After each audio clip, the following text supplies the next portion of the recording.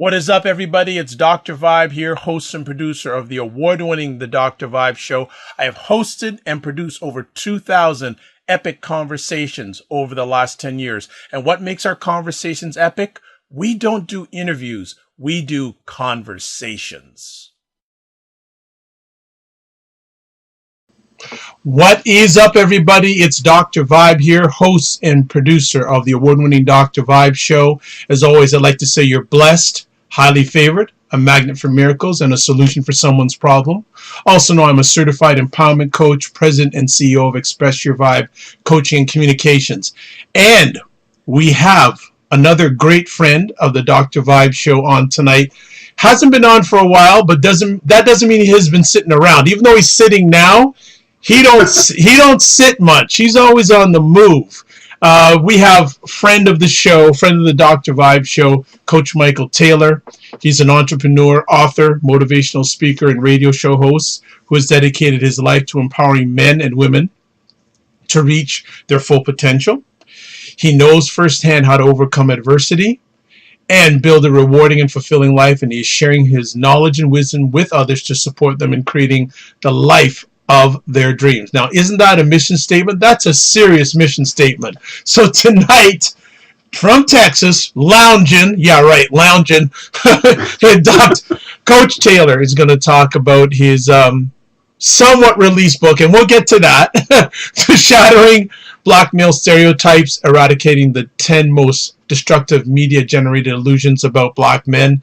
Would love everyone who's watching live to contribute to the conversation tonight with Coach Taylor. If he can't answer your questions, I'll try to answer them, but he's the star of the show. I'm just in the background. But Coach Taylor, welcome back to the Dr. Vibe Show. How you been?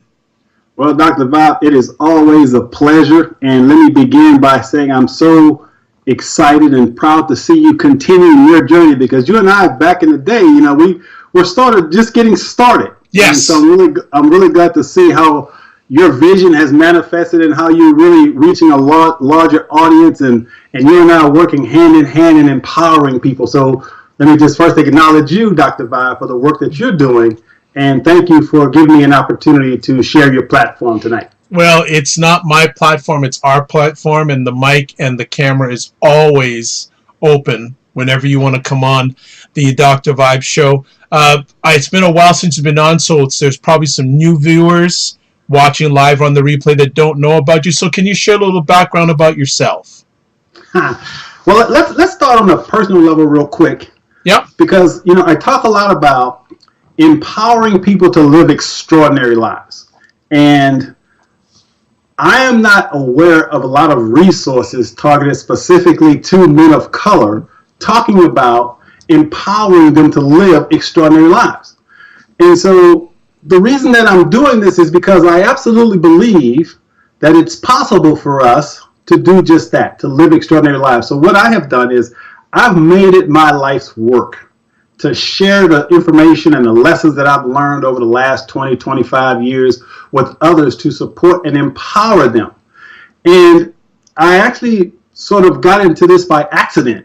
Actually, I don't believe in accidents, but this is how Michael Taylor got started in writing and speaking, because I had lived the so-called American dream, and this was at the age of 22. And by the age of 28, 29, that dream turned into a nightmare as I went through a divorce, a bankruptcy, a foreclosure, basically lost everything. And so I had to completely rebuild my life. And so over the last 20, 25 years, that's exactly what I've been doing, is just rebuilding my life.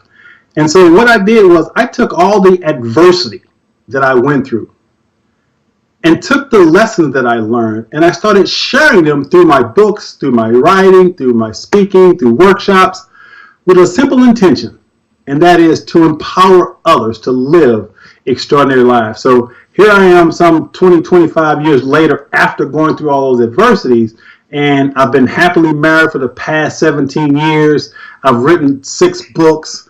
Again, I have a radio show. I've done a television show. So I'm living my version of an extraordinary life, and I'm committed to empowering people to create their own version of an extraordinary life. And so in a nutshell, I'm Coach Michael Taylor, author, motivational speaker, radio and TV show host, who considers himself to be an irrepressible optimist with a passion for the impossible. And that's what I live for. Absolutely. Let me ask, during your journey, when did you realize that you had the capacity and the vision to lead an extraordinary life? Because you shared with us that it wasn't always extraordinary. Well, yeah. I mean, it was the complete opposite. And, during the darkest period of my life, I received a miracle. I was sitting up late one night because I couldn't sleep because I was so depressed. And as I was sitting there, I was sitting on the edge of my bed. And as I looked across the room, I noticed that all the books on my bookshelf had something to do with making money. And as I looked at those books, this question just popped in my head. And the question was this: Michael, what if you took all the energy and effort you've used in trying to get rich and simply learn how to be happy? And it was that one simple question that literally changed my life in an instant. Something in me shifted. Mm-hmm. Go ahead. It's interesting you saying that, because a lot of people equate rich and happy. But it sounds like you found another vision of rich that did not involve necessarily monetary in regards to happiness. If I'm correct, can you expound on that? Yeah, because here's the thing. As I sat there, and again, I'm in a really dark, depressed state. And I realized that I hadn't felt happy in a long time. Now, I remembered what happiness felt like. Being a kid, I was a pretty happy-go-lucky kind of guy, and I remember just feeling real passionate and alive, and I had lost that feeling. And so what I realized that even though I had the successes, the house, the wife, the 2.5 kids and all of that, I really wasn't happy. I truthfully was not happy. Now, in my mind, I thought I was happy because I was following society's standards of what happiness looked like. Having all the stuff, all the external things. But it wasn't until I lost everything and went on this journey that I discovered that there is absolutely nothing outside of me that could really make me happy. I have to be willing to look within myself to find happiness. And I believe that's the only place you'll find happiness. Now, most of us think, again, if we have the stuff, the external things, it'll make us happy. Unfortunately, it never does. It may provide us with some temporary pleasure, but it's not true happiness, because happiness isn't contingent upon anything except happiness. You can be happy and have absolutely nothing. And I experienced that. One of the happiest moments of my life was when I had absolutely nothing. I was living in a one-room efficiency apartment. I didn't have the money to turn the lights on yet. It's August. I'm in Houston. It's a freaking oven. It is hot as you can imagine. And I was sitting up one night counting my blessings that I at least had a roof over my head, because I had been homeless for 2 years. Had lived in my car for 2 years. So to me, just having a roof over my head was a blessing. And I was so happy to have my own place and not be in my car, that despite not having electricity on, having no furniture in the apartment, the only thing I had in the apartment was an air mattress. And so, but in that moment, I was happier then than I had ever been in my life. And it was a result of this amazing journey that I had gone on, which, I talk a little bit about it in the book, but it's really about going on that inner journey to discover who we really are. And that, to me, is the key to an extraordinary life. First and foremost, we must know who we are. And when we get to that point, then we build on top of that. When did coaching become part of your journey? Well, actually, that's pretty recent. Okay. Because I started writing back in 1995. And one of the things that I really struggled with at the beginning is what some people call the imposter syndrome. You ever hear that? The imposter syndrome. It's where you have this message you want to share with the world, but there's a part of you that doesn't think you're really qualified because you don't have the titles, you don't have the degrees, and it's difficult to accept that you have a message to share with the world because you don't have the titles and labels. Well, I actually struggled with that for a while. Even though I had written a couple of books and had done radio, there was a part of me that struggled because I don't like the term expert. I've always struggled with that term, expert. And there's a guy by the name of Brendan Burchard. And he gave the best definition of expert I've ever heard. He said, an expert is simply someone who does the 3 R's. Research, report, and create results. He said, if you research, report, and create results, you're an expert. And when I heard that definition, I realized that I'm an expert from that definition. And then, probably 6 or 7 years ago, that's when coaching sort of took off. And I realized that that's what I really do. I coach people, although I don't do individual coaching anymore. But I coach people to reach their full potential by researching, reporting, and creating results in their lives through my books, my programs, my classes, and my speaking engagements. Excellent. There is so much more that we could talk about or have Michael share about his past, but you know what? Go to some of his previous conversation on the Dr. Vibe show and you'll catch some of that. Tonight, we're focusing on the book. So let's get right down to the book. How did you come with the title? You know, I've been speaking and writing about men's issues for about, 12 years. And believe it or not, the majority of people that have read my works, come to my workshops and seminars, aren't black men. And so when I started this conversation, it was really about redefining masculinity and what it meant to be a man in today's ever-changing world. And so what I recognized is that there were very few men of color who were listening and reading my books and so forth, but I knew that as a man who happens to be black, I had a responsibility to reach out to men who look like me. It's just something I felt inside. I just felt that responsibility. And so when I decided that I wanted to target specifically men of color, as you know, I wrote a book called Black Men Rock, 10 Keys to Empower Black Men to Live Extraordinary Lives. Hence the t-shirt, Black Men Rock. And I'm not, by the way, I'm not wearing the hat tonight, but I still have the hat. Still have the hat. And so recently I was in a meditation and I said, you know, I want to write another book to follow up to Black Men Rock. And I said, you know, there are so many stereotypes about black men out there. I said, you know, I think I want to write about that. And during my meditation, the title just popped in my head. It says, well, Michael, guess what? You're the type of person that's actually shattering all the stereotypes because, number one, you're successful, you're a great husband, you're a great father, you're a joyful guy. You're shattering all the negative media stereotypes, so why not write about that? And I went, that's a good idea. And hence the title, Shattering Black Male Stereotypes, was born.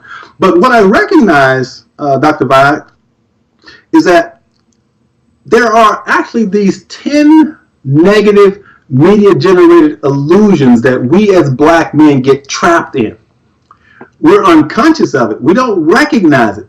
But as long as we're operating out of that illusion, we will never truly and fully succeed. And so what I've discovered is these 10 illusions is really what keeps us from succeeding. And when we wake up from these illusions and don't act consistent with them, then we become the masters of our own destiny. And so that's what the book is about. It's the 10 illusions that the media has perpetuated for an extremely long time.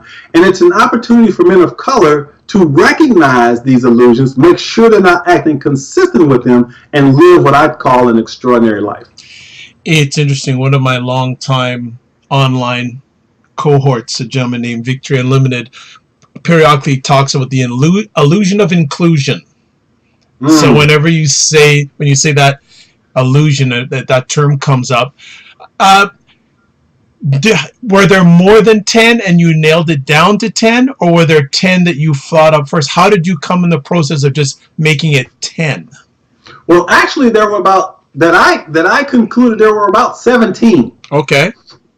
And then 10, I like working with the number 10 for some reason, but I thought these were the most destructive. these were the 10 I thought that really, shall I say, held black men back.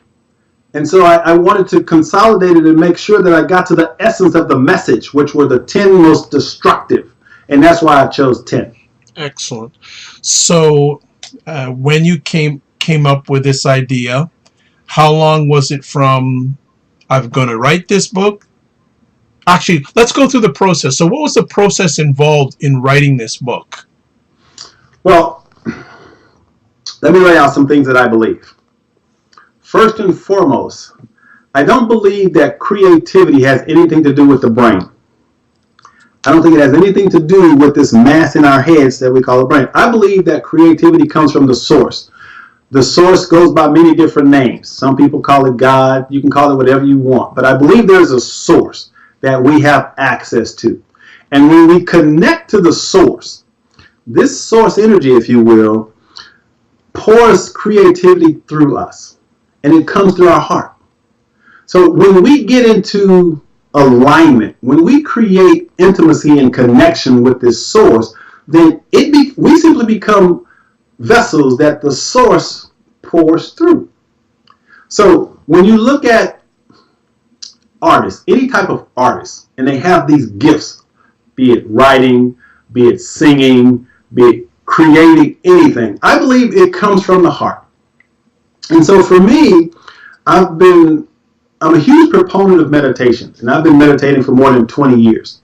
And so whenever I write a book, one of the things that I do is I go into a meditative state and I just listen. I start listening to the words of what I choose to call my higher self, which I believe is the source. So whenever I'm getting ready to write, books actually is the term I use is emergence. It comes from inside of me and pours out of me. So when I come up with an idea, what I'll do is I have my phone, and as soon as I come up with an idea and a title for a book, I just start listening. And little ideas start popping up, and then I always take notes on my phone. You know, I say, oh, that would make a good chapter. Boom, boom, boom, boom. I write a little note. So I take these little notes, and I usually focus on 10. Again, 10 is just a magic number for me. And so once I get 10 ideas, now I've got the foundation for the book. And then what I'll do is I will set aside a certain amount of time, and I will commit to writing. And I commit to 8-hour days. And so what I'll do is I'll usually take some time off, and I'll say, on this particular time, I'm going to focus solely on writing this book. And this is the miracle of creativity. Because when I get into that meditative state and I connect to my higher source, what happens is the book literally pours through me. And Shattering Black Male Stereotypes, I wrote the entire book in 9 days. Wow. Epic. Wow. 9 days. I mean, and that's start to finish. 9 days. 9 8-hour days, complete book. Now, here's the amazing thing about this, Dr. Vibe. My first book I wrote back in 1995, I wrote in 90 days. My second book in 2011, I wrote in 32 days, which was A New Conversation with Men. My third book, which is Black Men Rock, I wrote in 8 days.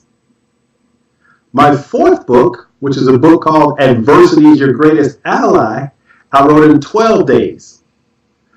My fifth book, which is Lessons from a Gathering of Men, I wrote in 11 days.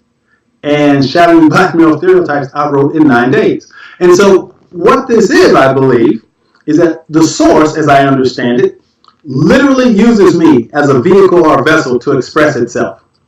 So from my perspective, how I see myself as a human being is that I am a divine manifestation of the infinite intelligence that created this universe.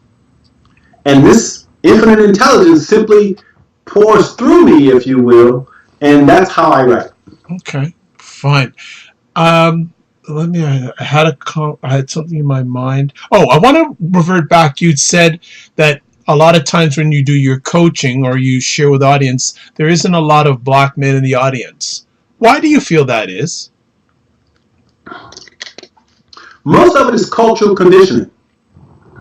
You see, we live in a culture that, in a simplified way of looking at it, cultures create beliefs. So whatever culture you're brought in, you're given a set of beliefs that you buy into. And that's how we start accepting illusions. Within the black community, I think what has happened is we have relied on religion as our source. Whenever we were experiencing any difficulty or challenge, we always turn to religion. And so I think that's a cultural thing. And so there are still a lot of us who are uncomfortable thinking outside of the religious box. So therefore, there are less of us that are open-minded to what I would call human potential movements, which is basically saying, as a human being, I have an infinite capacity for learning, for growing, for expanding. Because we get trapped in that box that, unfortunately, some of us have a conversation that's what white people do. As a matter of fact, in my very first book, the very first chapter I wrote was titled the "That's What White People Do" mentality. So what happens is we get trapped in this mentality that black people aren't doing certain things because that's what white people do. And I think that's why there's a lot of hesitancy for us to participate in these types of programs. And so what I have come to recognize is, because I remember, back in 95 when we didn't really have the internet and all of this, and, I would go to these workshops and these seminars, and 95% of the time, I was the only person of color in the group. And it wasn't that I was trying to assimilate into white culture. I was just there to learn. I've always been a sponge for knowledge, okay? And so I would go to these seminars and these workshops because I wanted to be happy again, as I mentioned earlier. And no matter what it took, that's what I was committed to. And so I would go to these things and I was growing and changing and transforming from the inside out. And I was getting happy, and that was all that was important to me. But what I have come to recognize, Dr. Vibe, and this is the beauty in purpose, when we find our true purpose, is that as a result of that 20-year journey that I was on, in most cases being the only man of color, the universe, or source, as I understand, says, look, the reason that I've guided you through these things is because now you got to take the message to people who look like you. It's your responsibility to now share what you've learned with others to support and empower them. And so that's what I do. Excellent, excellent. You make a dangerous statement in your introduction. I don't know if you remember it, but I'm going to share it with the audience. Oh, yeah. Do you remember it? If not, I will share it with the audience. Are you referring to the one that says you can create anything you want in life or whatever that? Yeah. Yeah, the point is that if you're watching this video right now, you have everything you need right now to live an extraordinary life. Whether you will admit that and accept that or not, I am absolutely convinced if you're watching this right now, you already have everything you need inside of you. The question becomes, are you willing to tap into that part of yourself that can support you and empower you to do that? Excellent. Now, the book has 10 chapters, and if I understand correctly, you have a different person, I would say, black male thought leader, give their input to each one of the chapters. What process did you use to select the black men to contribute to this work? Yeah, so let's kind of back up a little bit, because you're talking about the summit now. So we've got upcoming summit. Yeah, we've got an upcoming summit called the Shattering Black Male Stereotypes Empowerment Summit, and it's a 14-day summit. You sign up for it. Initially, it's free. Sign up for it. Go to the website, ShatteringBlackMaleStereotypes.com, and for 14 days, you're going to be empowered and inspired to wake up from the illusions. Because what I have are 12 amazing men, and they're all men of color who are involved in the personal growth and development field. And each one of them brings a specific area of expertise to the actual illusion that I'm talking about in the book. Right. And so most of the men on the panel are actually close friends of mine who we've been working together for years. There are several of them that I don't know personally, but I followed their work online. So I contacted them and told them what we were putting together, and they jumped on and said, yeah, man, we want to be a part of that. So the whole intention is to, as you're reading the book, when you read, which is great, obviously, you use a part of your brain which is more analytical. But when you participate in the summit, it becomes more experiential. And so when you're watching a video and you're engaged in the conversation live, it touches you differently. And so what I wanted to do was bring men on that could share some wisdom in each of these illusions, and that's what we've done. We've put together 12 great men who, again, based on my own experience and my own research, can speak directly to the particular illusion that we're talking about. Excellent. And we'll make sure before we exit this epic conversation that Coach Michael gives the details on that again. So what we're going to do is we're going to go through high level each one of the chapters. We'll have a conversation about it. But at the end of the day, folks, buy the book, because that's what's going to really do it for you, and also enroll in the summit. So let's get started with the first illusion. And why did you pick this one as number 1? Black men are an endangered species. Because I think it's the most destructive. And here's why. Back in 1995, Dr. Vibe, I was in a restaurant. And there were these two apparently well-educated, well-dressed professional black men. And they were having a conversation. And in their conversation, they were talking about the eradication of black men from society.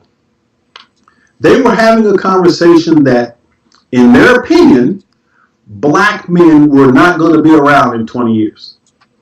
And so as I listened to their conversation, I said, man, I didn't want to interrupt them, but something told me I just need to go to their table. So I walked over to their table and I apologized for eavesdropping on their conversation.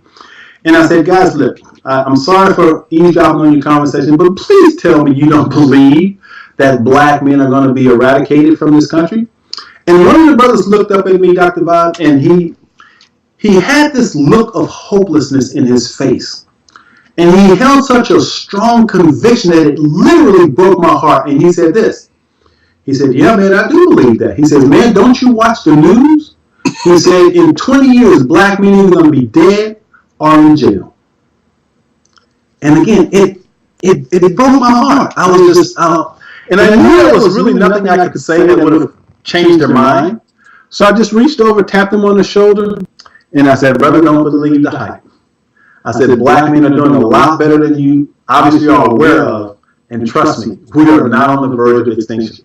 And it was that conversation that challenged me to write my very first book, because I wanted to change the minds of black men. And that's when I wrote Brothers Are You Listening, as a result of that conversation.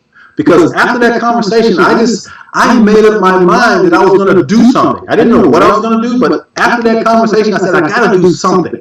And fortunately, I was guided to recognize that what I was supposed to do was to start writing, because I never dreamed of being a writer. I'm now in my 30s when I first started. I was in my 30s when I first started writing. I had no experience writing books, didn't know anything about writing, but I was willing to learn. And so that conversation is what really propelled me to become such an advocate for black men, for men of color. Well, I have a conversation piece I can ask now. I don't hear you. Nope, sorry.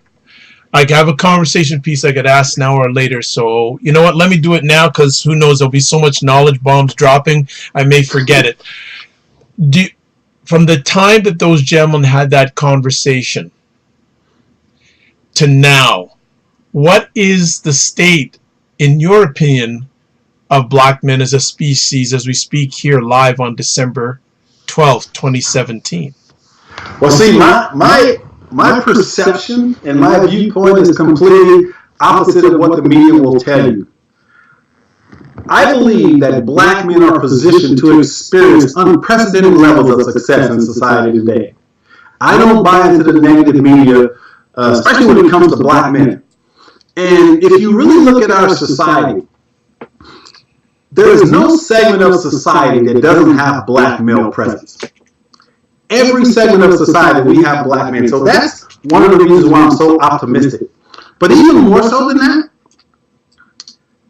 I happen to believe in evolution.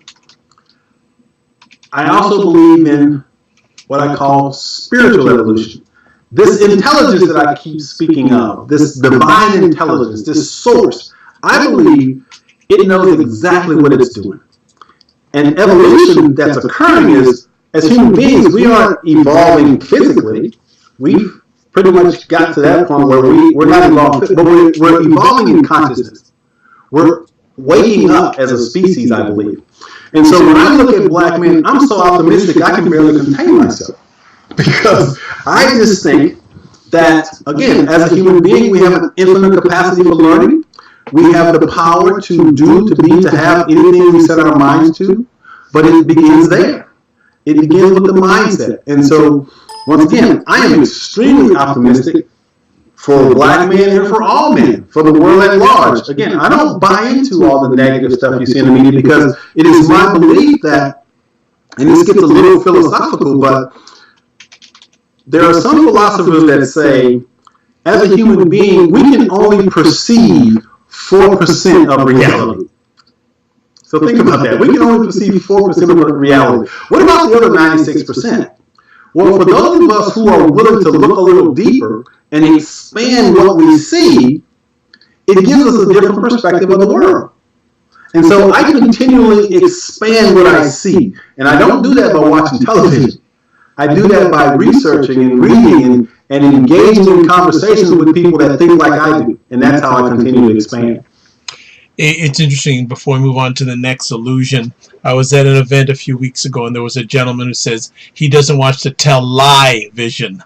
So yeah, that's exactly what it is. So there you go. So just building on what you just shared with us. So let's move on to the second illusion about black men use race as an excuse for failure. Now, people may push back on you on this one, so I want to hear what you have to say. Oh yeah, I heard, and this was a few weeks ago. And as a result of the Colin Kaepernick protest and so forth, I heard a white reporter or talking head say something to the effect of, if we don't like it here, why don't we leave? Something to that effect. And I got to thinking about that, and I said, it's amazing how certain groups of people don't acknowledge that this is our country too. We have as much right as anyone else to America. This is our country. And some people will push back on that too, Dr. Vibe. But that's how I see it. America is my country, okay? I have as much right to it as any other group of people. And so what I hear some people say is that if we bring up race, we're always playing the race card. We get that pushback a lot, especially from white reporters and stuff like that. Because if we talk about police brutality, if we talk about racism and things like that, it's like, oh, there you go again, bringing up race. Well, the fact is, race still matters. It's still an issue. That's very, very obvious. And so there's a lot of people that have the mentality that as men of color, if we are succeeding, we're blaming society. Now, obviously, there will probably be some people that would do that, but I believe the majority of us don't. The majority of us take full responsibility for our lives. We recognize the challenges that we're faced with, and yet we're still achieving despite all the obstacles that are put in front of us. The key, though, is for us as men of color to make sure that we aren't using race as an excuse for failure. And that's the whole intention of that chapter, to challenge black men to ask themselves, are you not succeeding because you have this thing in your head that you can't? Because they are holding you back? Okay, That's the whole point. Okay, so Coach T, I'm going to play devil's advocate here. Black men will say the people in power are white. So how am I going to, if I want to aspire to something that I have to get approval from people who do not look like me, who don't understand my journey, etc.? Well, see, once again, then you're putting responsibility on someone or something outside of yourself. What I'm advocating here is that as a human being, you have the power, the ability, the capacity to do anything you set your mind to. And if you think they, whoever they are keeping or holding you back, then that's a belief system that's going to keep you stuck. That's going to keep you from succeeding, because in your mind you've already made up that you can't succeed because they won't let you. So let me take my life as an example. How is it possible for a man of color, no education, well actually 11th grade education, high school dropout, divorce, bankruptcy, foreclosure, depression? I personally have interacted and been assaulted by people from the Ku Klux Klan. First-hand experience with people from the Ku Klux Klan. I know what it's like to deal with racism and discrimination. And yet, here I am living my version of an extraordinary life. How is that possible? It's possible because I have a mindset that says I can create anything my heart desires. That's the mindset that I have, and that's what I'm promoting. Would you suggest a number of black men need to start controlling their own narrative? That's the whole point of the book, to give men tools to support them in doing that. Excellent. All right. Next conversation piece. Another interesting, a good topic. Black men try to be white. If I had a nickel for every time someone black accused me of trying to be white, I'd probably be rich by now. All of my life, I have dealt with this accusation that I'm a sellout if I do something that quote unquote isn't black. When I was in high school, I used to surf. Well, how many black surfers do you know? When I was in high school, I used to ride skateboards.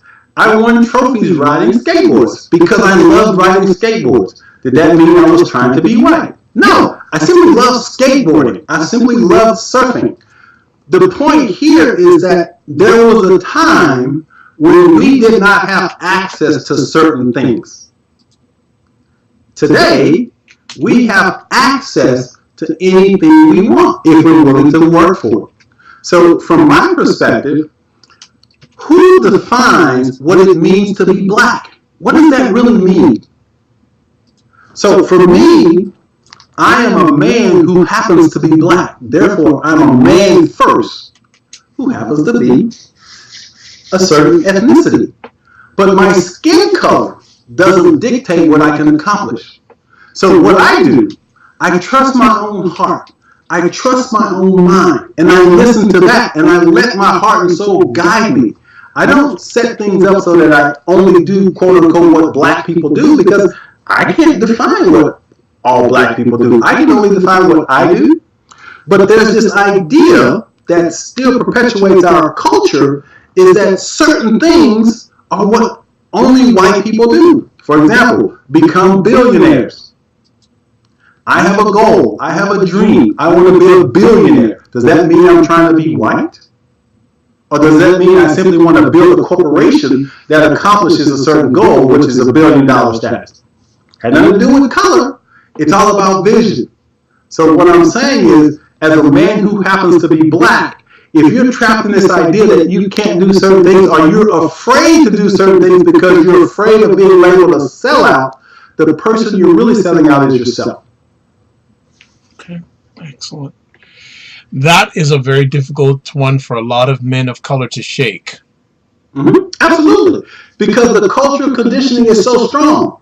And that's why it's important to have networks of people that support and empower you to have this type of mindset. Because what I recognize is that I am in the minority.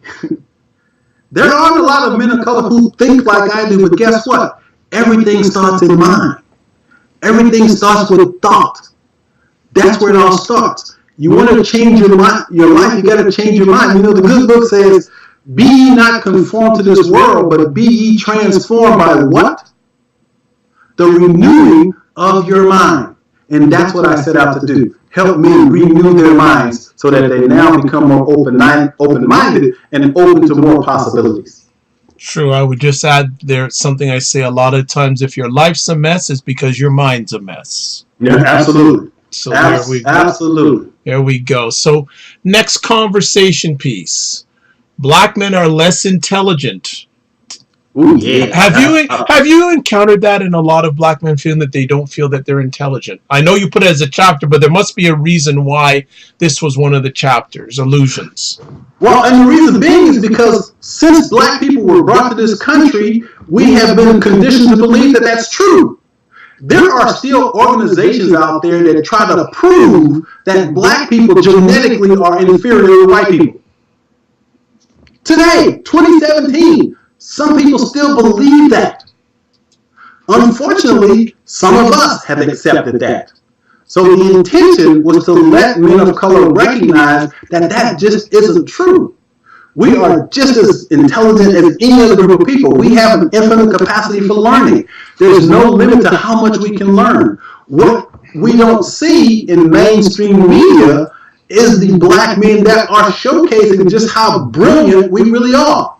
So it is our responsibility to make sure that we are surrounding ourselves with brilliance, that we are learning from the brilliant minds that we have, and not buy into that illusion that we are less intelligent. I think in this one, it's for a number of black men, they're believing the KoolAid. They're believing the hype. And I think with many of the illusions too, I think some of the greatest challenges within the black environment itself, that they've come to accept these things and they just accept them as self-fulfilling prophecies that I'm not any better, so I'm not going to be any better. But here's the problem with illusions. They appear to be real, but they aren't. And unfortunately, most men aren't even conscious that they hold these beliefs. And so that's why in my workshops and in my books, I'm simply challenging men to start questioning, asking themselves deeper questions about how they think, what they believe, how they act. Because at the core of who we are, I believe, is infinite intelligence. We have access to this infinite intelligence. It is our responsibility to tap into it. And so, there's a stereotype when we talk about, being less intelligent, that, I don't know, you've probably heard this, that if you want to keep something from a black man, put it in a book. Yeah. Or another dangerous thing is when two black men are together with a book, some people think a riot's going to start. Yeah. So those are the types of unconscious beliefs that we hold on to that it is our responsibility to wake up from. And that's why I put it in that chapter. Excellent. Another one, again, this is very prevalent in media. Black men are angry and violent. Oh, yeah. It's amazing how, if you look at the media, when black people protest, you hear things like thugs, riots, violence. When white people protest, you hear, oh, they're a little rowdy. Oh, they're undisciplined. They're just acting out. So, same actions, but look how the media portrays it. We've been portrayed as more angry and violent, and the illusion is that our society says that we somehow as a group has a greater propensity towards violence, when the truth is there's no scientific evidence to support that. Race has nothing to do with violence. Violence is the result of the emotion of anger. All human beings have the same emotions. So when someone is acting out violently, it's a result of an emotion. Black men have the same emotions as any other group. But the problem is the media thrives on negativity and sensationalism. That's what brings them viewers. That's what makes them money. So the way they frame it is that we are always the bad guy. We're the violent, angry black people out there tearing up stuff. When in reality, it's a very small minority of us that may do those things. But the truth is, they do the same thing. It's just how they report it looks different to them than to us. And some people would say black people do have case to be angry and violent. Well, we definitely have a case to be angry, that's for sure. There's definitely that. What part of this illusion is attached to the whole area of mass incarceration?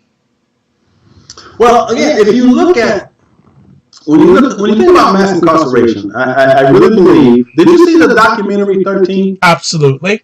Yeah, you remember how she broke it all down, how the whole system is set up. It's amazing how most people don't recognize the unfair justice system that's actually driving mass incarceration. So what it looks like through the media is that, oh, these are just thugs and these black men are they're just criminals. But if we look a little deeper, we'll see what's really driving that. It's an unfair justice system that unfairly incarcerates men of color for lesser offenses. I don't know if you saw the story of the judge that was actually put in prison because he was literally selling black men to prisons. Yeah. So there's this culture that has perpetuated this idea that the reason we make up more of the prisons is because it's something genetic in us. It never has been. It's a system.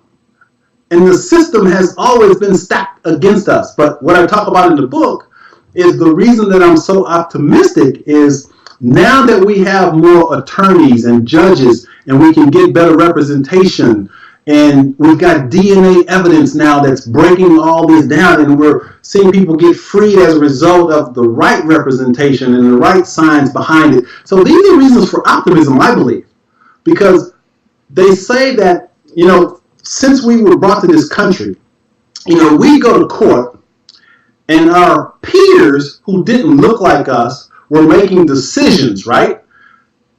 Now, it doesn't take a rocket scientist to figure out if you've got a jury full of white people and you got a black person on trial, okay? Do you really think that's going to be fair representation? No. It's human nature. You're going to be biased to some degree. So what we have to be willing to do is, as people of color, make sure we're part of the system. Make sure that we're registered to vote so we can be on the jury. Make sure that we are attorneys and we have the expertise to make sure that we aren't being incarcerated unfairly. Those are the things that's going to change it. And so that's why I'm empowering people of color to make sure that we are part of the problem or the solution, not the problem. Okay. Next solution we have: black men cannot be monogamous.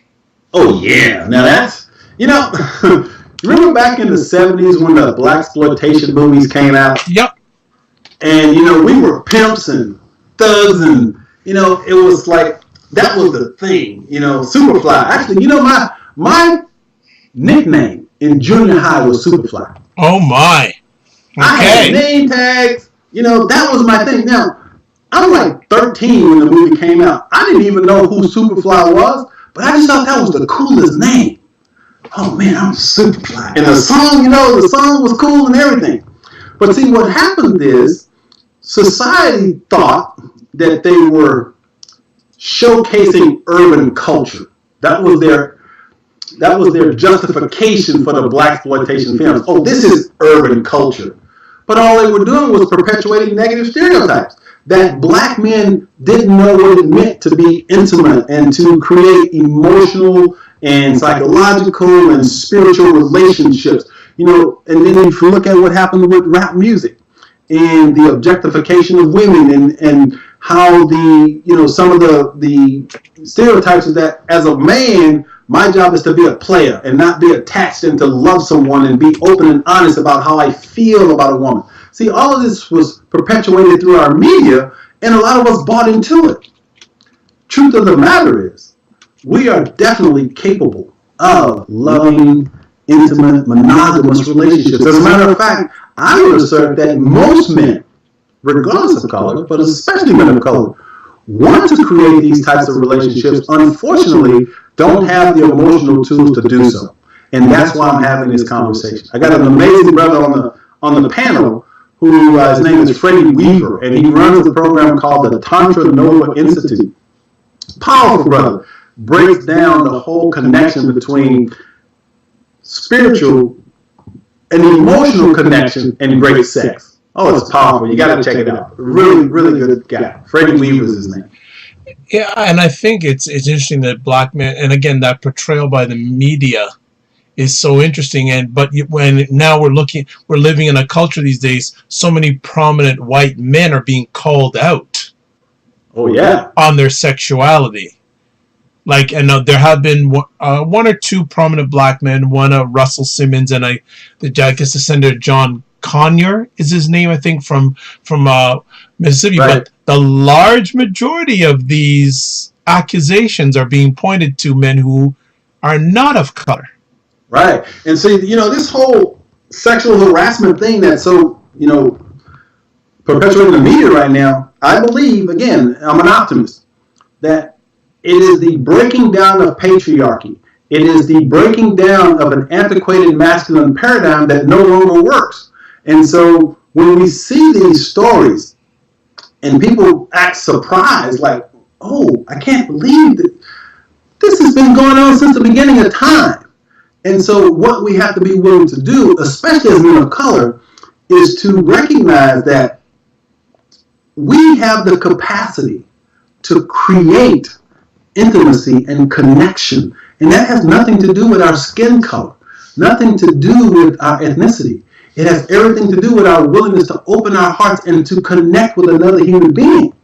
And so the media would have you believe, for example, when you think about domestic violence, okay, people think about athletes, and unfortunately a lot of times it's a black male athlete that really, they showcase domestic violence stories with black men, when the reality is domestic violence as a whole, there are a lot more white men that commit domestic violence than black men, by far. But we're the face of it. Why? Because that's what the media puts out there. Once again, it's saying we're the violent ones, which is not true. Okay. Next illusion, black men are deadbeat dads. Ooh, yeah, this is my favorite one. One of my favorites, because as a father of 3 grown children who absolutely loves and adores his children, I'm a prime example of what a father can be. Every black man has the capacity to be a great dad, but he's got to be willing to put forth the effort to do so. And the CDC did an amazing study which showcased that, and this is the CDC, Center for Disease Control, that black men actually participate more in their children's lives than men of other races. Now, they will point to statistics about black men not being in the household. That's their fallback, saying that we're bad dads. But the truth is, black men are as involved, and in a lot of cases, more involved with their children than men of other races. But most people don't acknowledge that and don't know that, because the media would have you believe we're the deadbeat dads. And I don't know if you saw that Oprah was about to do a reality show with the guy that had 34 kids or something, about 18 different women, and people were so outraged that they canceled the show. Well, my God, see, that would have been the worst thing to do, because what would it have done? Perpetuated that stereotype that we aren't great dads. So I was so glad to see that they canceled that show, because that's not who we are. But it's interesting that the network was thinking about. Yeah, exactly. The OWN network, that's what really surprised me. Why would you even consider that? Why? Because of ratings. Reality TV is ratings. So here's a question coming up right now. Actually, no, I'll save this to the end. I think there's a question I could have brought up, but I'll save it to the end. I'll Got to make sure I parking lot it and write it down because I think it's a very interesting conversation piece. So let me get to the next illusion.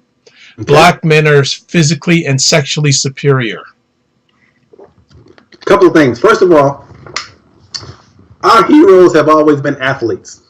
And I don't want to minimize the importance of having those athletes. That's awesome that we are acknowledged in that way.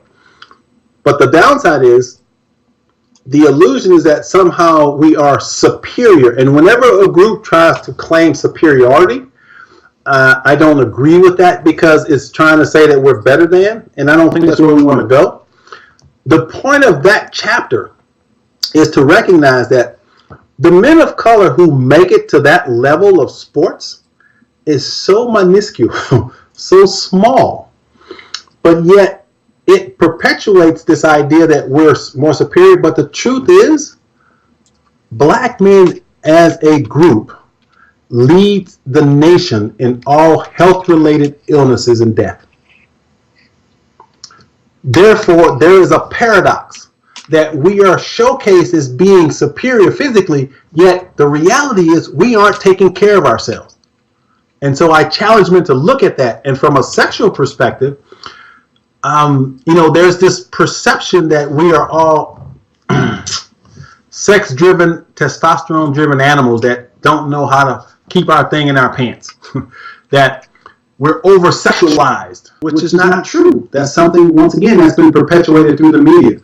And there's this idea that it sounds like a compliment that black men are all hung to their knees, but it's not. It creates an unrealistic expectation that we're supposed to be these sexual dynamos, when in reality we struggle with sexuality and sex just like the other group.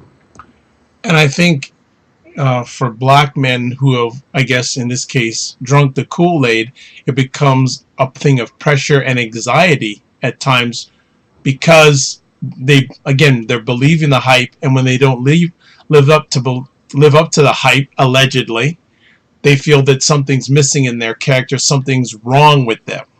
Sure, and it is that sense of inferiority that can literally drive domestic violence and other things because they're thinking that they're trying to live up to this expectation. They don't meet that expectation, then they're upset with themselves for not doing it, so they turn that anger toward the person they're with, rather than acknowledging that they're not living up to the expectation. I think an additional point that can be added onto this, that because of this illusion, it also can lead to mental health issues. Sure. And actually, I don't, and here's something that I really disagree with. We hear a lot of talk about mental health issues, and I would assert that it's not mental health. I would assert that it's emotional health. Because emotions are energy and emotion. They're feeling. And when we talk about mental, we're talking about the brain. When I think about mental illness, I think about things like schizophrenia, which is a real thing. ADHD, these are real mental issues. But I think more importantly for men, we have emotional issues that we need to address. It's not as mental as we think it is. It's more emotional. And when we get to the point of recognizing that and begin healing those emotions, then we'll move past a lot of the challenges in our society, I believe. Yes, I agree. The emotional is a huge issue in all this. And again, it's when you work out, if you have a trainer, they always emphasize the importance of your core. Mm-hmm. And if your core is not doing good, that's a whole other story. Here, another illusion you have here, and it's very interesting in regards to the NFL and protests. Black men are not patriotic. Oh yeah, that's a big one. And, the implication of this whole Colin Kaepernick situation, the implication is that as black men, we don't love this country.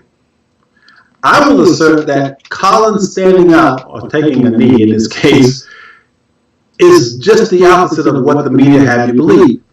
He loves this country so much that he's speaking out against that which is wrong with it to try to make it better. And so in no way was he disrespecting the flag or our military. In essence, he's saying, people in America are dying unjustly at the hands of the police. How do we fix it? That's the core of his message. And yet it's been turned around to make it appear that he doesn't love this country, that he's ungrateful for living. No, what he is saying is people are dying. Let's fix it. But once again, what did the media do? They flipped it, took away the true message that he was trying to get across and made it something that it wasn't. And so this whole idea that we as men of color don't love this country is driven by, once again, the media and how it twists the truth. And what happens is when you have the President of the United States taking the stand that he took about fire the son of a bitch and so forth and so on, then not only his base, but in the book I say what I call the CWBS. The CWBS is what I call the collective white belief system. And what the CWBS is if you think about it, you hear a lot of people say that we live in a racist country. I personally don't believe that the country is racist. I believe that the country is definitely biased. Why is it biased? It's biased because of the collective white belief system, because white people have always made up the majority of people, and their belief system is such that it's been governed by that belief system. Well, that belief system is breaking down. Why? Because they're no longer going to be the majority. So the CWBS is slowly breaking down. As you look at the demographics of our country, in the next 10, 15 years, white people will actually be a minority. And I think that's a good thing, because diversity works to our advantage when we allow it to. In the past, we weren't able to because they were the majority. But now that's changing. And I talk about that in the book also. Is there any difference, or what's the relationship between racism and bias? Because you said that you don't believe there's racism, you believe it's bias. People here's the distinction. When I say, or when someone says racist, the assumption is there are a group of people who are intentionally doing things to try to keep a certain group from accomplishing things. They're intentionally doing it. I don't believe that's how our society works. I don't believe there are people who are intentionally saying they're getting together in a room and says, you know what, we're going to keep black people down. But here's the thing. Although it may not be intentional, the results are still the same. When you have a collective white belief system that has perpetuated this idea that our way is the right way, that's what racism comes from. So my point here is that a biased society is unconscious that it's biased. Some people may contest you on that. You know that. Sure, absolutely. Sure. So again, this is just Michael Taylor's perspective, my perception. So when I see, or when I hear people say it's a racist country, for me, racism, first of all, I think it's overused and has lost its meaning because it's overused. But the reality is it exists. I'm not questioning whether or not it exists.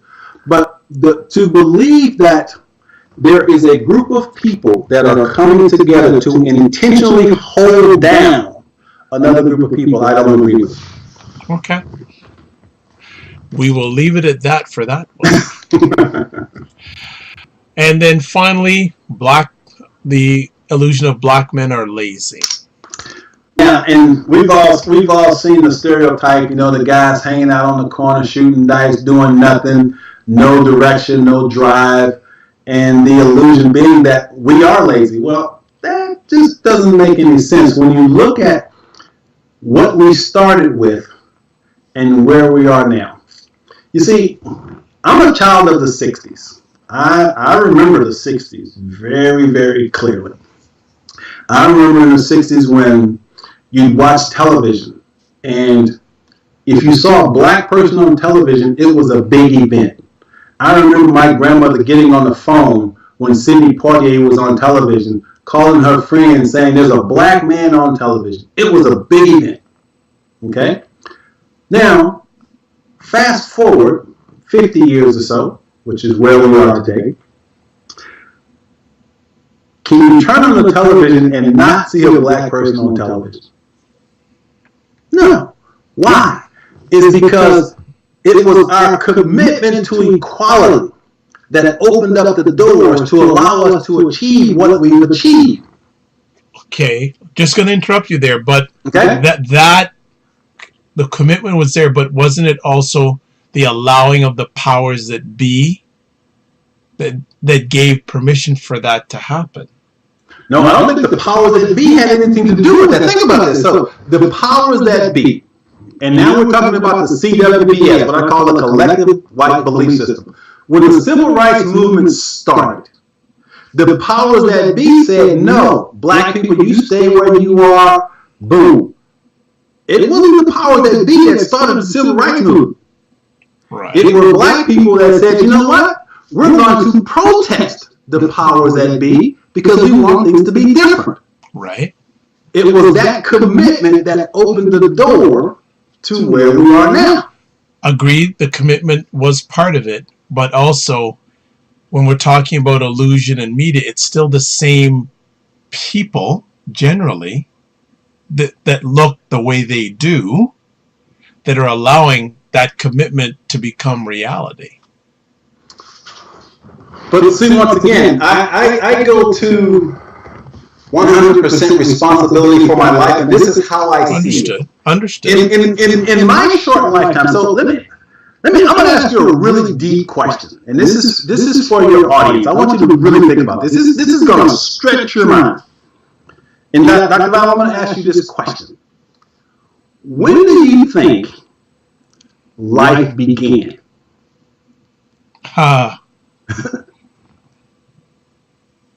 That's a very interesting. There's a scientific answer, and then there's a number of different answers to that one. Yeah, lots of different answers. So let's look at it from a process of evolution. So scientists will tell you that the universe is approximately 15 billion years old. Okay? Okay. Approximately 15 billion years old. The Earth, as we understand it, is approximately 5 billion years old. Okay? So this is science. Of course, you'll have the people that say this is fake news, but this is science verifiable. You had to drop that phrase, eh? Go on. Oh, you live in that country, so I guess you have permission to use it. Go for it. So think about this. So most people believe that human beings are approximately 200,000 years old. Homo sapiens, okay, from a scientific, approximately 200,000 years old. Okay. Okay? Would you agree with that? Yeah. Okay. So most people would say that life began when the single-celled organisms came out of the water and began the process of evolution. Right. That to them is when life began. Now, what if, this is just Michael Taylor's theory, what if life began the instant of creation? 15 billion years ago, something came from nothing. Regardless of what your religious background might be, no arguing that there was nothing, and then all of a sudden there was something. Right. So the question becomes, did something cause something to come from nothing? Well, if you're religious, then you would say God created, right? Right. So something came from nothing. I believe that in that instant, 15 billion years ago, is when life started. Okay? Yep. So to me, evolution is the movement to deeper and deeper levels of complexity. This divine intelligence that I believe in set it all in motion. So 15 billion years ago, something happened and this evolutionary process began. All right? You with me? Yep. So you move to human beings evolving and getting to a point where now we have technology and the industrial revolution, blah, blah, blah, blah, blah, blah. So let's just drop at 1960. That's when I was born. Right. All right? Now, if life is a 15 billion year process that's still moving forward, how long is 50 years in that process? A drip. It's not even a blink of an eye. Yeah. So in my lifetime, 50 years, 57 to be exact, I've seen this country go from not allowing black people to vote to voting for a man of color to actually run the country that didn't allow them to vote. So to me, that's evolution. Okay. So my point is that the challenges that we have, very obvious, but in the span of eternality, it's just a blip. It's just a second, a nanosecond. So from my perspective, this process, this evolutionary process, knows exactly what it's doing. And so the trajectory that we're on, I say, is extremely positive.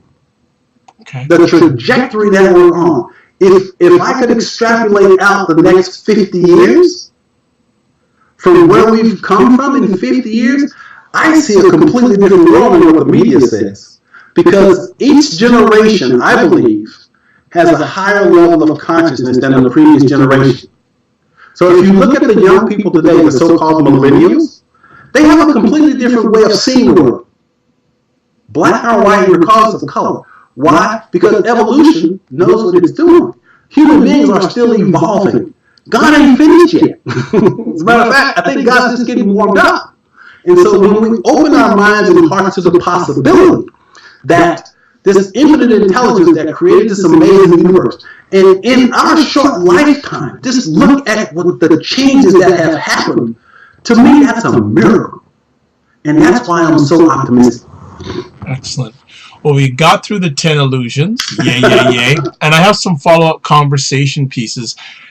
This book addresses media illusions. I want to find out from you, do you feel, when it comes to women of color and illusions of men of color, what are your comments? Do any of these also apply? Or every illusion in this book would specifically apply to women of color also. No question about it. It's the same thing. Now, the illusions that we have about each other is the next book I need to write. Yes. Absolutely. That's a whole different book that needs to be written, because the challenges that we have are based on illusions. The challenges that we have is, we hear things like, oh, I just can't find a good man, or I can't find a good woman, or, black men are all marrying white women, so there's lots of stuff going on out there that needs to be addressed, and definitely needs to be put into the form of some sort of book or communication, so that we begin to heal our own hearts, especially in our own communities. That's the key. Do you feel that, where's the bigger challenge? The illusions of black men held by the black community, or the illusions held by the media? The biggest challenge. What's the bigger challenge? Is the media illusion, or these illusions that may be held within the black community about black men? Well, I think if we look at the 10 illusions in this book, what it will do is, if you're willing to look at them, it will destroy all the other external things that the media will throw at you. Because there's a beautiful saying that says, if you don't go within, you will always go without. And so if you don't go within and address these illusions, then you will rationalize in your head, you will make and convince yourself that you can't do something, but it's really a conversation that's going on in here. If you aren't conscious of it, if you aren't aware that you're trapped in those illusions, they will sabotage your life. See, because here's a perfect example. It's easy for us to get into a debate and an argument about racism. That's an easy conversation to have. But it's still just opinions. Opinions won't do anything for you. Knowledge will. When we give ourselves knowledge that we can apply to our own lives, that's what changes us. So we must begin investing in knowledge, not opinions. And that's what this work is about. It's about giving you knowledge to change your mind, to change your life. And as a matter of fact, in the book I talk about one of the great joys of life is going to a black barbershop and getting into debates. Okay. There is something so fulfilling. I love going to barbershops and having conversations and debates. But if you think about it, what are we arguing about or talking about in these barbershops? We're just arguing about our opinions. Opinions won't put money in the bank. Opinions won't transform your life, but knowledge will. So my question is, how many of us are willing to invest in the knowledge we need to live extraordinary lives? In order to do that, you've got to make the investment in yourself. And that's why reading books, going to these summits, learning about yourself are the keys to your success, not just your opinion of what you see, how you see the world. As a parent yourself, what are your suggestions for parents of young black men in regards to what can they do to get these illusions out of the heads of their younger black sons? Okay, so here's, you ever read Khalil Gibran? Yeah. Okay. He said this is so very powerful. Let me see if I remember. He said, your children are not your children. They are the sons and daughters of life, longing for itself. They come through you, but not from you. And though they are with you, they belong not to you. You may give them your love, but not your thoughts, for they have their own thoughts. You may house their bodies, but not their souls, for their souls dwell in the house of tomorrow, which you can never visit, not even in your dreams. You may strive to be like them, but seek not to make them like you. For life goes not backwards, nor tarries with yesterday. You are the bows from which, you are the bows from which let's see if I remember this, it's been a while. He said, you are the bows from which the arrows are sent forth. Right. The archer sees the mark upon the path of the infinite, and he bends you with his might so that the arrows might go swift and far. So let your bending in the archer's hand be for gladness. For though he loves the arrow that flies, so too also he loves a bow that is stable. So the key is we are the bows and our children are the arrows. Unfortunately, what happens, I think, a lot of times as parents, we see our kids as belongings. Our kids are our belongings. But the truth is that I believe, first and foremost, we have to be willing as parents to look at our own stuff. That's the hardest thing to do. Look at our own stuff if we want to be great parents. Because if I have some unresolved emotional stuff, it's going to be difficult for me to be a great parent. And so for me, the one thing that I never did was I never taught my kids or tried to convince my kids to think like I do. I always challenged my kids to think for themselves. I would share with them what I believed, what I thought, and then I would ask them, what do you think? And I gave them the space to think for themselves, to make mistakes. The most important thing that we can do as parents is to love our kids to be who they are, not shape them into who we think they should be. If we don't do our own inner work, that's not possible. See, I had to learn to be a good parent. I didn't have my dad, who was never in the picture, I didn't have that role model. So what did I do? I learned how to be a great parent. I read books. I went to seminars. I learned from people who were great parents. That's how I became a great parent. But I was willing to do my own work so that I could understand what would keep me from being a great parent. So the key is to first and foremost do your own work, know who you are, and love and accept your children for who they are, not who you think they should be. Excellent. Well, as we come to the close of this epic conversation, I want to give you a 3-part conversation piece in regards to what do these groups need to do to get these illusions, as we say where I come from, dash these illusions. So the first area or first group, what do you want the media to do? And actually, I'm going to break it down. What do you want the white media to do? And what do you want the black media to do in regards to eliminating illusions of black men? Well, first of all, we got to understand that we have absolutely no control over the media. So I personally don't point to the media to do anything. What I do is inject into the media what my message is. So I do that by going on shows like this, having a conversation with you. I do that by starting my own television show. I do that by starting my own radio show, my own podcast, creating my own publishing company. I refuse to rely on the media to do anything because the media, once again, is biased. And it's going to always look for what is wrong. So I completely disconnect from and don't rely on the media to do anything. Okay. So would you also encourage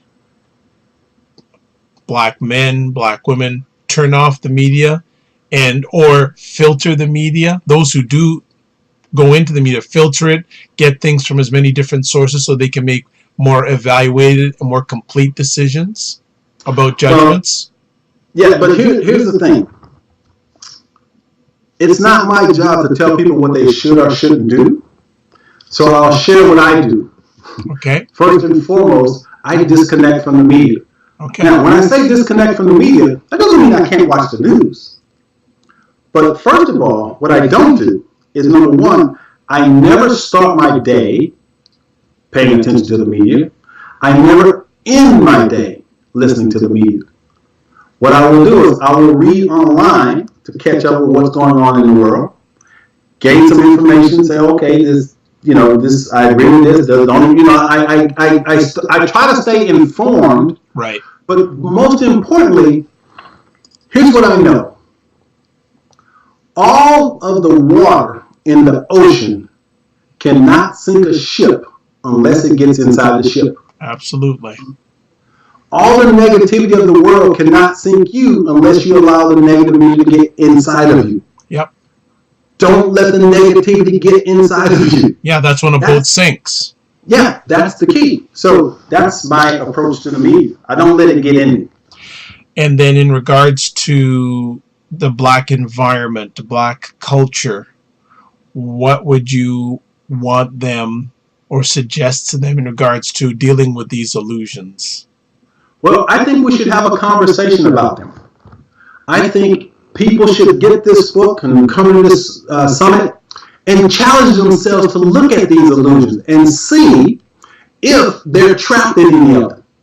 Because once again, as human beings, we get so inundated with negativity and these illusions that we're completely unconscious. We don't even recognize that we're trapped by them. We get on what I call the roller coaster of life. You see, a roller coaster could be fun and exciting and so forth and so on, but it doesn't go anywhere. It just goes up and down, round and round, but it's in the same spot. And so people get trapped on that roller coaster and they stay in that same spot, which becomes a comfort zone.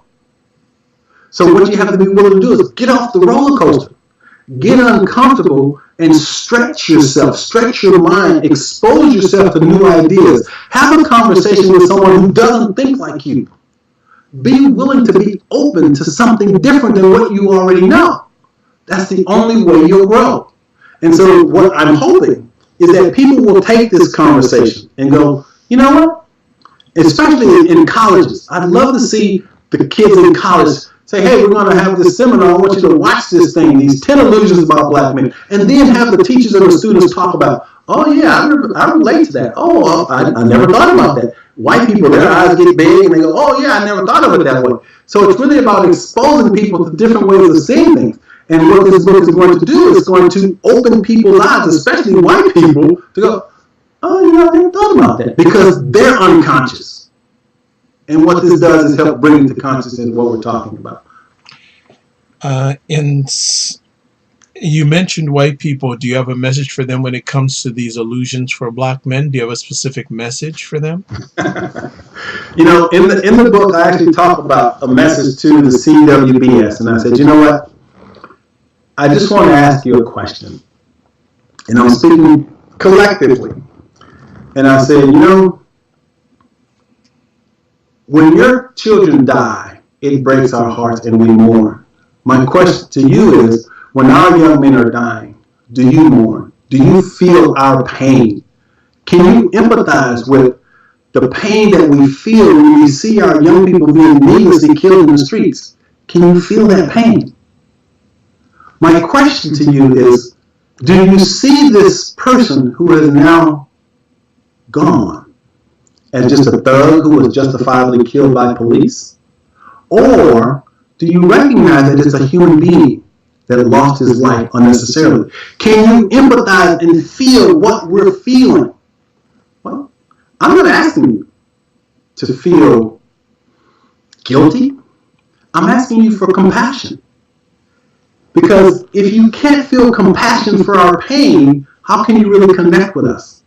And that's all we really ask for, is compassion and understanding.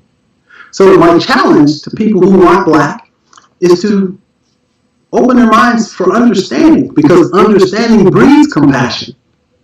And that's all I'm asking. Understand, see our point of view, so that you can have some compassion for us, the same way we do for you. And finally, do you have a message for Black men out there when it comes to illusions that are put on or addressed to them? Well, the message is really simple, and I said it at the very beginning. If you're watching this video right now, this interview, I am absolutely certain that you have everything you need right now to live an extraordinary life. I'm living proof of it. I know what's possible. So if you're struggling with any aspect of your life, there's a good chance that you're struggling because you're trapped in one of these illusions. So if you want something different in your life, you have to be willing to do something different with your life. And so something different could be picking up this book. Something different could be engaging in this summit and learning from some men who are going to give you some tools to help you wake up from these illusions. Because if you truly want to change your life, only you can do that. I can't do that for you. But what I can do is provide you with some tools. And that's what these books are. That's what this summit is. They are tools of awareness that can help you transform your life. And recognize that, once again, you already have everything you need right now to overcome any adversity, any challenge, any difficulty in your life. But it all begins here and here. And I want to help you get there. That's why I write. There he is, Coach Michael Taylor, bringing it on and making it happen. And another epic conversation. And do pick up the book, Shattering Black Male Stereotypes, Eradicating the 10 Most Destructive Media Generated Illusions About Black Men. Now, before we let you go, a few things. When is this book available? Is this book available? Technically, the book is available. It's still being uploaded into some of the online bookstores. If you're ready to buy a copy, if you go to SHATTERING you can actually order a copy from my website today. If you go to Amazon and some of these other online programs, they may not be available just yet, but it is being uploaded into their system. And again, the key is just to go to the website, SHATTERING You can access the summit, you can access the book, and you can find out more about me there. Any other ways that people can contact you, or is that the best place to go? Well, the best place to go is actually CoachMichaelTaylor.com. That's my primary website, CoachMichaelTaylor.com. Excellent. Well, folks, you got it all, and especially Black men and those who love them. Do you want to make a change? This may be the way you can start making a change in a positive direction. We will certainly have all the contact information for Michael and all the projects that he's been working on and will be working on. Actually, what's next? Is there going to be a part 2? you had 7 more that you left off, you know. Yeah, but actually, the next project I'm working on is a book titled The New Face of Entrepreneurship. Okay. All right. Because I believe that the true game changers, the world changers are entrepreneurs. And so what if entrepreneurship was actually a spiritual practice? And that's what I'll be talking about in the new book. Excellent. It is Dr. Vibe here, host and producer of the award-winning Dr. Vibe show. Also, I am a empowerment coach, president and CEO of Express Your Vibe Coaching Communications. If you want to catch replays of conversations like this on YouTube, go to YouTube, put in the space, DR period space, VIBE space SHOW, and you'll see over 350 replays of epic conversations. If you want to catch replays of my audio epic conversations, you can go to my website, thedrvibeshow.com. You can also go to Apple Podcasts, Tuned In Radio, iHeartRadio, Google Play Music Store, and also Stitcher Radio. You can catch selected audio replays at thegoodmenproject.com, also at wjmsradio.com. Do note that I am a brand ambassador for the only online magazine that features African Americans in food, wine, and travel. That website address is cuisinenoirmag.com. That's for Cuisine Noir Magazine. As I mentioned, I'm a certified empowerment coach. If you'd like a complimentary 30-minute session, you can contact me at Twitter at drvibeshow. Also, you can email me dr.vibe at thedrvibeshow.com, or you can go to the contact page on my website. And one other thing, if you are looking to have your business get promotion to the media so you can enhance your business, certainly reach out to me. I do offer a service called Getting Media Coverage. Finally, three last things. I have to remember, I just forgot one of them. Okay, there we go.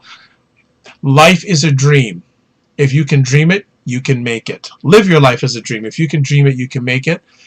Also, sometimes you have to get smaller to get stronger. And finally, thank you so much for watching. God bless. Peace be well. Keep the faith, and look forward to more epic conversations on the Dr. Vibe Show with all your support. Good night, and God bless. What is up, everybody? It's Dr. Vibe here, host and producer of the award-winning The Dr. Vibe Show. I have hosted and produced over 2,000 epic conversations over the last 10 years. And what makes our conversations epic? We don't do interviews. We do conversations.